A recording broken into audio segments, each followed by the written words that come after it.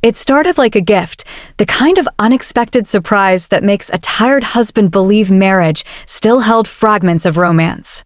For months, my wife and I had lived in a silent battlefield of missed glances and strained conversations. She blamed stress. I blamed time. Neither of us blamed intention. Then, out of nowhere, she suggested a weekend getaway with her closest friends, a rare gesture, especially considering she usually preferred luxury spas or shopping trips without me. She spoke about reconnecting, unwinding, and rediscovering the spark we once had. Her tone was soft, almost nostalgic, and something inside me relaxed. When someone you love starts behaving kindly after a cold season, you don't question it.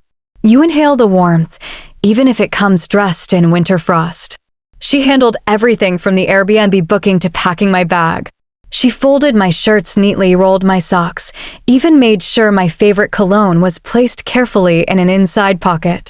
She kissed my cheek while closing the suitcase, her lips lingering longer than usual. That moment alone could have fooled any man. I remembered thinking how wonderful it felt to be attended to after so many weeks of feeling unseen. She didn't let me lift a finger.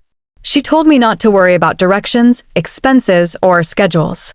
"This weekend is for us," she repeated like a mantra. I let my guard drop, convinced the old version of her, the woman who laughed at my jokes and held my hand in crowded places, had finally resurfaced. I didn't know that sometimes affection can be a disguise, and surprises can be coffins waiting for the lid to close. The road trip itself began perfectly. Her friends, 3 women I tolerated more out of marital duty than personal interest, were unusually polite. They didn't whisper among themselves or smirk at their phones as they often did. They complimented my jacket, asked about work, and laughed at my stories, nothing extravagant, but enough to make me feel included. The scenery helped set the tone, long stretches of open highway bordered by trees turning orange with the first hints of autumn. The sun rested behind us, casting warm glows on the dashboard. If someone had taken a picture, it would have looked like a happy family scene printed in a lifestyle magazine. I should have noticed the tension in their eyes, the glances exchanged whenever I spoke. But a man who believes he is safe sees only comfort. A man who wants peace refuses to smell smoke even when standing near a forest of drywood. 3 states later, we arrived in a small town whose architecture seemed frozen in the late 90s. Brick storefronts stood shoulder to shoulder, the sidewalks wide enough for parades that probably stopped happening decades ago. There was a feeling of suspended time, like the place was waiting for something to wake it up. Our Airbnb was a 2-story cabin on the outskirts, secluded enough to feel private, yet close enough to civilization not to appear threatening. I carried the luggage inside, impressed by how charming it was. Wooden floors, wide windows, and a fireplace stacked with logs ready to burn. The living room smelled of pine and old memories. My wife walked in behind me, her voice dripping with excitement as she pointed out the kitchen, the bedrooms, and the reading corner overlooking a lake. She smiled like someone who already knew the ending of a story, and for a moment, I believed she was happy because we were finally reconnecting. Dinner that evening was lively. Her friends cooked pasta while my wife poured wine, commenting how well-deserved this break was. They talked about relationships, ambitions, childhood embarrassments, and workplace dramas. I joined in occasionally, but mostly listened. They seemed unusually invested in analyzing the dynamics of independence within marriage, how wives needed space, how husbands sometimes failed to understand emotional needs, how partners who cling too tightly become dead weight. Their tone was playful, but beneath it I sensed something sharper.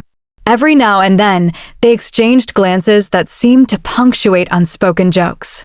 I misread those glances. I assumed they were about trivial gossip. I didn't know they were discussing me without using my name. Later that night, exhaustion caught up with me. While they continued chatting in the living room, I excused myself to sleep. My wife kissed me softly, whispered that she would join me soon, and tucked a blanket around me like I was something fragile that needed protection. I remember thinking, through the haze of fatigue, that this was the closest we had been in a long time. I fell asleep quickly, comforted by the idea of a shared tomorrow. The last thing I heard was laughter, loud, unfiltered laughter, echoing through the house. I smiled faintly, assuming it was harmless fun among friends. I had no idea I was the reason behind their amusement. I didn't know that the stage was already set, the roles already assigned, and the audience already waiting for the punchline. Sleep didn't last long. A strange rustling woke me up, but when I opened my eyes, the house was quiet. My wife's side of the bed was empty.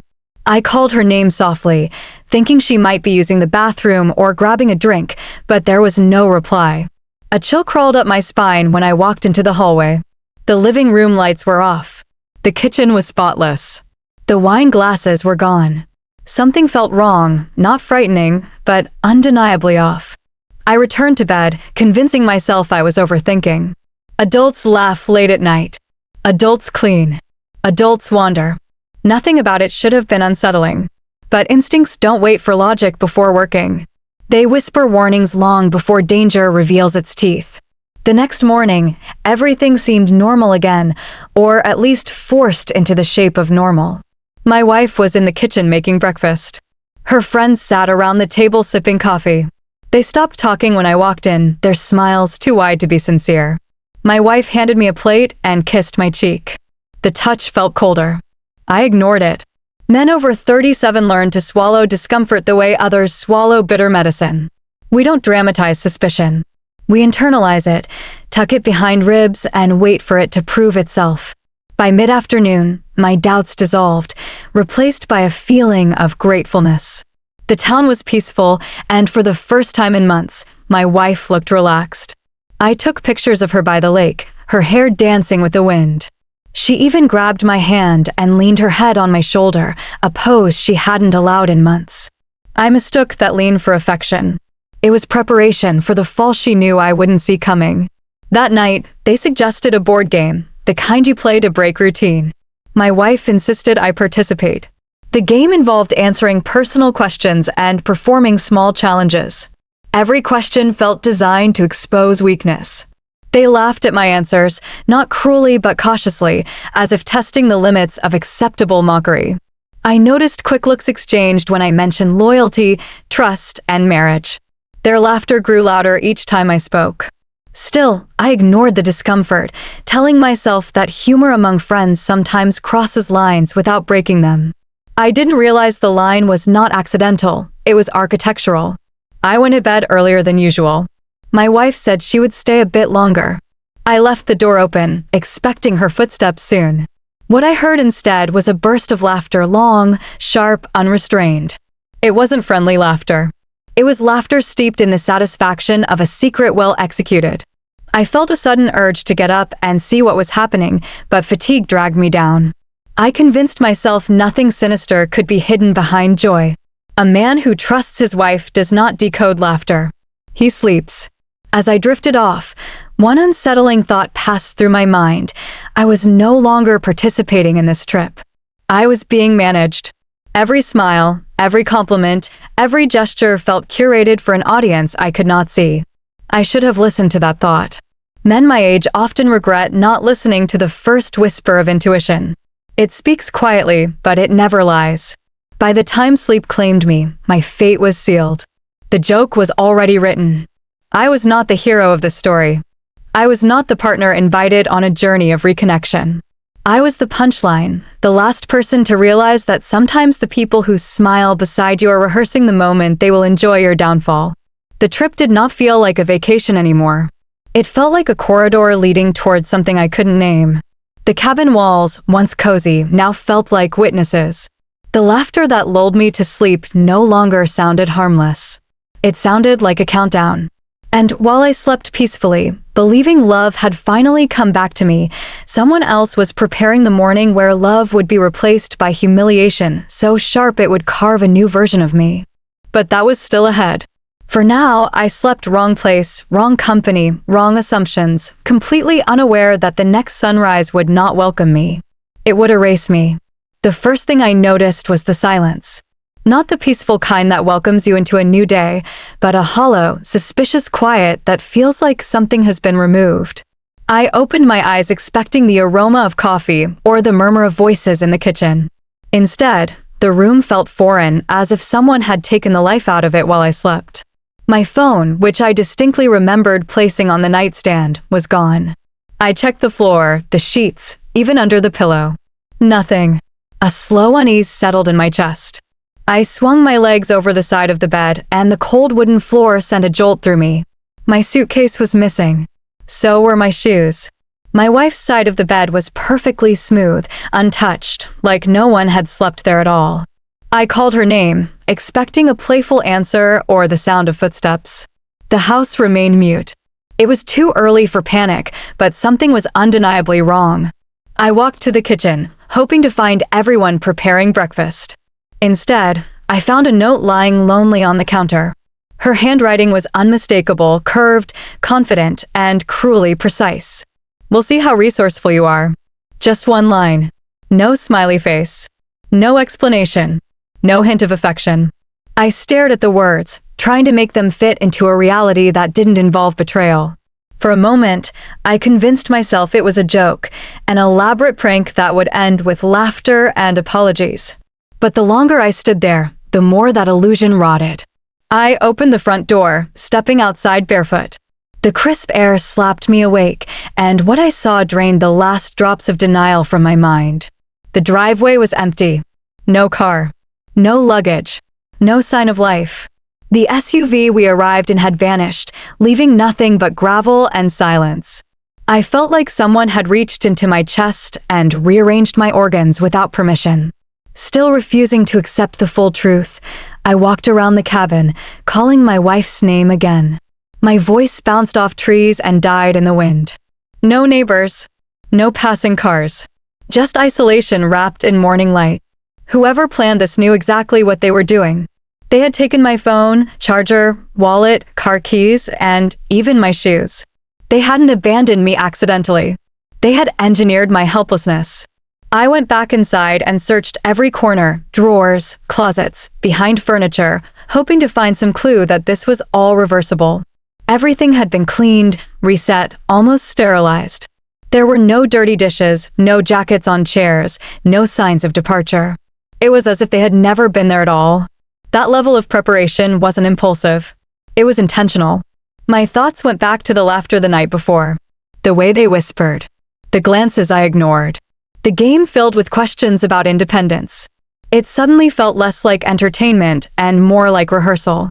I had been sleeping while the script was being written. The strange part wasn't just their disappearance. It was how calm I became. Men over 37 don't collapse over shock. We absorb it, digest it, and start looking for exits. Someone had challenged my stability. Someone believed abandonment was amusing. Someone who shared my home, and vows thought humiliation could be disguised as entertainment. I stood in the middle of the living room, barefoot, robbed of everything familiar, staring at the note that mocked my existence. The morning wasn't confusing anymore. It was a message. They hadn't left by accident. They had left on purpose. And now I had to decide who I was without anyone to witness it. It didn't take long for the truth to uncoil itself like a snake that had been waiting in the shadows. While I stood barefoot in that unfamiliar cabin, staring at the note my wife left, I believed the worst part was the abandonment. I was wrong. The real wound wasn't isolation. It was discovery. Betrayal doesn't hit hardest when someone leaves you. It hits hardest when you learn they enjoyed doing it. I found out in the most accidental way. After searching the cabin again, I remembered the kitchen drawer where we had tossed miscellaneous items the night before. I hoped my charger might be there. Instead, I found something far more revealing, my wife's tablet. The screen was still unlocked, almost as if someone wanted me to see what lay inside. Notifications blinked across the display, each one a grim breadcrumb. A private group chat filled with laughing emojis, recorded videos, and snapshots of my bewildered face appeared like evidence in a courtroom. There I was half asleep, confused, looking around for my belongings, captured from different angles. The videos weren't just casual recordings. They were orchestrated moments, filmed with the same excitement people reserve for surprise parties. In one clip, my wife's best friend whispered, "Wait until he wakes up." This is going to be priceless. Their laughter was sharp, high-pitched, and disturbingly satisfied. They didn't see a human being. They saw entertainment. The captions beneath each clip told a darker story. Comments like, "He'll probably cry," "He thinks we actually want him here," and "Watch him panic" filled the screen. My wife had replied with a string of laughing emojis, her tone playful, cruel, proud. Not once did she defend me. Not once did she ask them to stop. She wasn't a spectator. She was a participant. The shock wasn't loud. It was quiet, heavy, and measured. Younger men explode when they feel cornered. Older men inhale the moment, process it, and file every detail in a place where anger becomes fuel. I didn't slam the tablet. I didn't scream. I simply watched. I listened. The humiliation they expected didn't arrive on schedule. It morphed into something sharper, clarity. They didn't want me scared. They wanted me broken. They wanted to hear me plead, curse, or beg for answers. It was a performance, and I had been cast as the fool without knowing the script. They had assumed that stripping me of my tools would strip me of my composure. That was their first mistake. Men over 37 don't crumble because someone removes convenience. We've lived long enough to know that storms aren't weathered with gadgets. They're weathered with resolve. Their laughter didn't weaken me. It introduced me to a version of myself I had forgotten existed, a man who once endured layoffs, lost investments, and funerals without collapsing. A man who understood that pain isn't permanent, but memory is. The more I watched, the more something shifted. I no longer wondered why my wife had changed. I no longer tried to rationalize her coldness. The videos revealed everything. She didn't fall out of love. She fell into entertainment. In that moment, humiliation didn't burn. It crystallized. Every laugh, every mocking comment, every recorded second shaped something sharper inside me. They believed the joke had already landed. They thought the story was over. They had no idea the story had just begun. The first step outside that cabin felt heavier than it should have. Not because of exhaustion, but because of meaning. My wife and her friends thought they were stranding me in the middle of nowhere. What they didn't understand was that distance doesn't intimidate a man who has lived long enough to know roads always lead somewhere. Barefoot, with nothing but the clothes I wore the night before, I took a breath and started walking. The gravel bit into my feet, but pain wasn't my enemy that morning silence was. And silence gave me time to think. The sun was rising, stretching shadows across the empty street. I didn't have a destination, only direction. The nearest sign pointed toward a town I'd never heard of. With no money and no transport, walking was not an option, it was the only option. Each turn of the road reminded me of the videos I'd seen, the smirks, the messages, the jokes made at my expense. Their laughter followed me like distant thunder, but with every mile, it faded into background noise. Betrayal loses its power once you refuse to carry it. Gas stations became landmarks in my journey. The first one I reached had an old vending machine humming outside and a clerk who looked like he'd been bored since the 1990s. He didn't ask questions. He didn't stare. He simply pointed toward the restroom when he saw the dirt on my feet and the fatigue in my eyes. When I tried to wash my face using the sink, a man coming out of a stall nodded at me with a kind of respect strangers rarely give. He didn't know my story, but he recognized something in my expression, a man who wasn't lost, just between destinations. From that gas station, I continued. The highway stretched long and merciless, but every step felt like a refusal to break. As cars rushed past, I imagined the women who left me assuming I would panic, call for rescue, and validate their cruelty. They miscalculated. Humiliation may sting, but discipline sustains. It wasn't pride pushing me forward. It was clarity. Hours later, hunger started to claw, and my legs trembled. I reached a roadside diner, the kind with fading neon letters and a bell that jingled awkwardly when you enter. The waitress paused when she saw me sweaty, barefoot, tired, but instead of judgment, her eyes softened. I explained just enough to make sense without sounding desperate. She didn't pity me. She respected the fact that I was standing there instead of collapsing somewhere behind me. She offered water, then pointed to a booth where I could rest. That small gesture felt heavier than anything my wife had done for me in months. It was there that a retired truck driver sat across from me. He listened quietly as I explained what happened, never interrupting, never smirking. When I finished, he leaned back, laughed not at me, but at the absurdity of adults behaving like children, and shook his head. His voice was rough, seasoned by years of roads and regrets. "If someone tests your limits," he said, "don't show them your breaking point. Show them your horizon." Those words didn't comfort me. They armed me. Breaking points are endings. Horizons are beginnings. He offered me a ride to the nearest city, and I accepted. As we drove, he shared stories of people who underestimated the wrong man and regretted it later. There was no bitterness in his voice, just truth. He didn't know it, but he handed me something my wife never valued: perspective. By the time we reached the city limits, I no longer felt abandoned. I felt awakened. I wasn't walking away from humiliation. I was walking towards something else, my own horizon. The journey back home didn't feel like a return. It felt like an arrival into a different version of myself. The man who had left for that weekend trip believed in explanations, second chances, and the benefit of the doubt. The man walking into his own house now believed in evidence, boundaries, and consequences. My muscles ached, my clothes were stained, and exhaustion clung to me like dust, but none of that mattered. Something inside me had settled, not anger, not sorrow, but understanding. I didn't knock. I didn't announce myself. I unlocked the door with the spare key hidden under the porch tile, a key my wife always forgot existed. I stepped inside and sat on the couch, the same one where we once planned vacations, celebrated milestones, and pretended everything was fine. The room felt smaller now, not because it had changed, but because I finally saw it without illusions.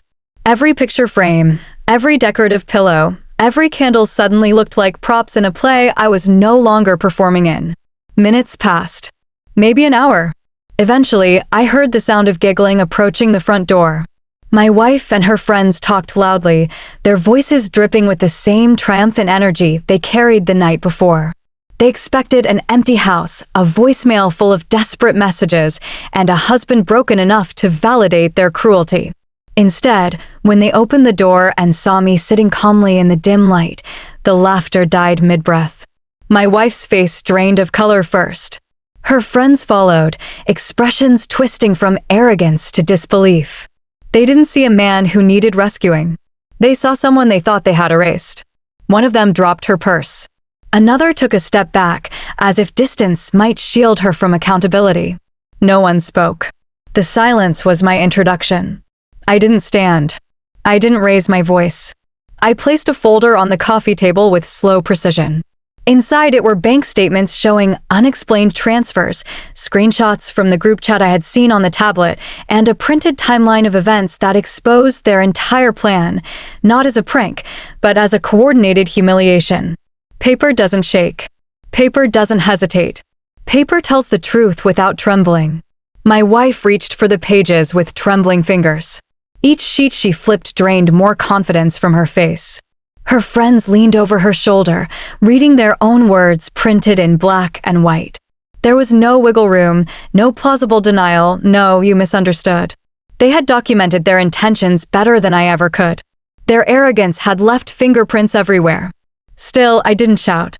Men who know where they stand don't need volume. I watched them crumble under the weight of their own laughter. They had expected tears, accusations, or pleas for explanations. They had expected a man begging for answers. What they found instead was a man who no longer required their involvement in his identity. Their shock at my return was satisfying, but what came next was the part they were never prepared to face. They believed I had walked into humiliation unarmed. They assumed surprise was on their side. What they didn't realize was that I had been watching them far longer than they had been watching me. Their laughter wasn't spontaneous, it was a symptom. And symptoms always point to a deeper illness. My wife wasn't laughing because she was reckless. She was laughing because she felt untouchable. Somewhere along the line, our marriage had ceased to be a partnership and evolved into an arena. She thought I was still asleep in the comfort of trust while she played games behind my back. She felt secure enough to empty our joint accounts in small withdrawals spread over months, confident I wouldn't notice. She believed responsibility was my burden, not my awareness. What she never considered was that men who handle finances for decades don't ignore patterns, we memorize them. The bank statements I had placed on the table weren't collected overnight. I didn't stumble into them.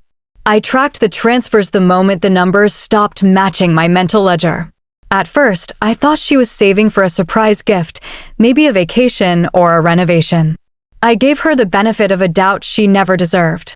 Then I saw the payments, subscriptions to services she never mentioned, hotel bookings under initials instead of names, and a recurring transfer to a private account she thought I wouldn't discover.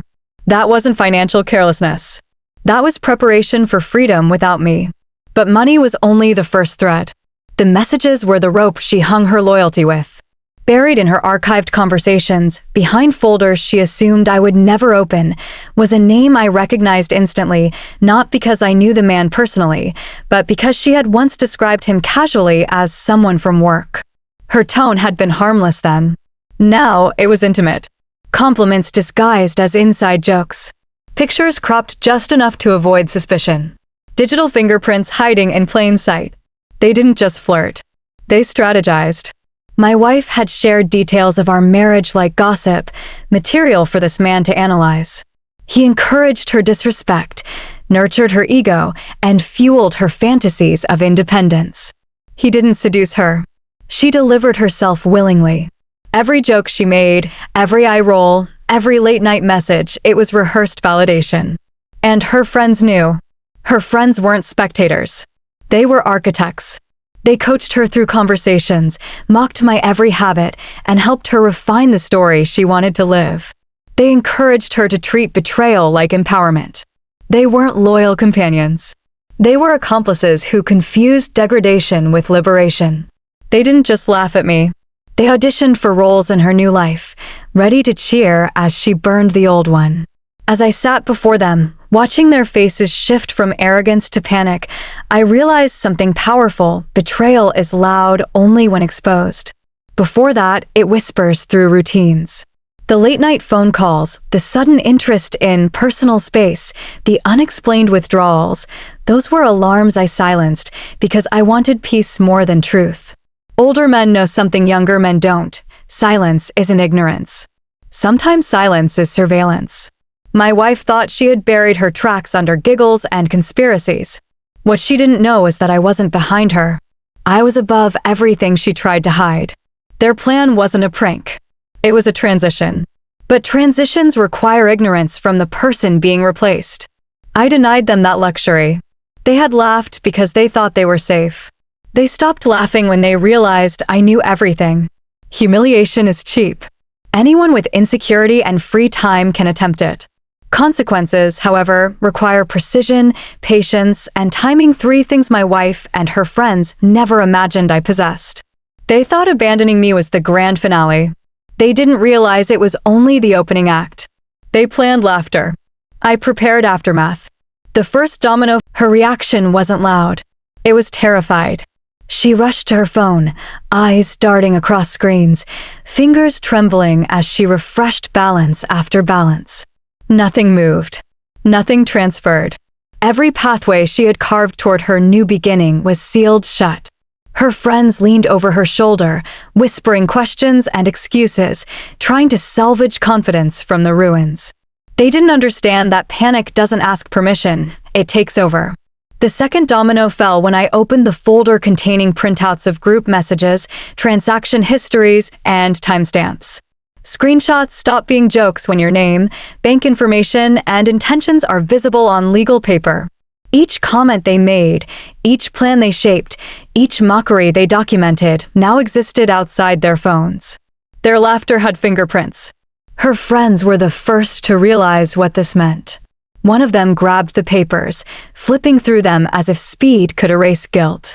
The other 2 exchanged looks of horror, suddenly aware that the digital playground they treated like a diary had rules and consequences.